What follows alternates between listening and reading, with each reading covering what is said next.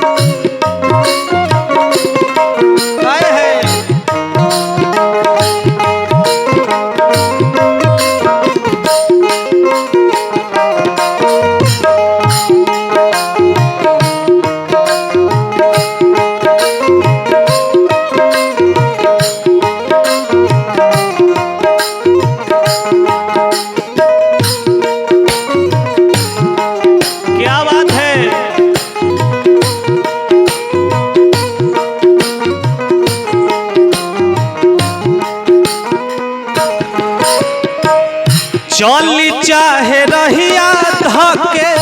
चली चाहे गली,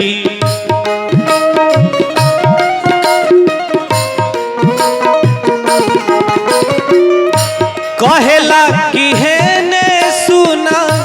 हेने आवकली,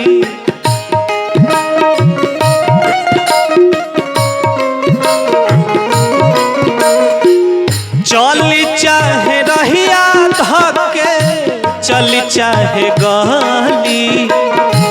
कहेला कि हेने सुना हेने आवकली, जदि करत होखबा हमारा से प्यार सैया जी, जदि करत होखबा हमारा से प्यार सैया जी, जाके अझुए चुकई है उधार सैया जी, जाके अझुए चुकई है उधार सैया जी।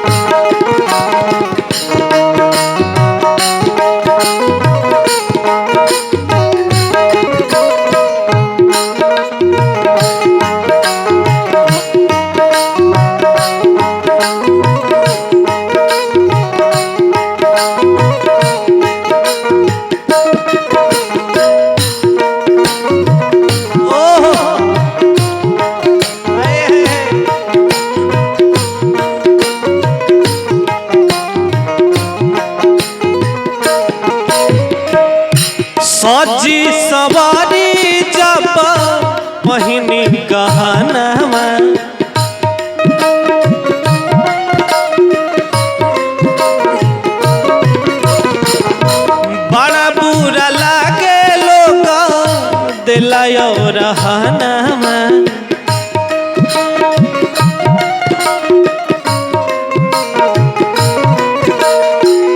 सज के संवर के जाबा पहनी गहनमा बड़ा बुरा लागे हमारा ओहु रहनमा जदि करत होखब हमारा से प्यार राजा जी जदि करत होखब हमारा से प्यार सैया जी जाके अजुए चुकई है उधार सैया जी जाके अजुए चुकई है उधार सैया जी राह चलीला तटो केला सोना सैया जी राह चलीला तटो केला सोनार सैया जी काहे नथिया गढ़वला उधार सैया जी काहे नथिया गढ़वला उधार सैया जी काहे नथिया गढ़वला उधार सैया जी काहे नथिया गढ़वला उधार सैया जी काहे नथिया गढ़वला उधार सैया जी।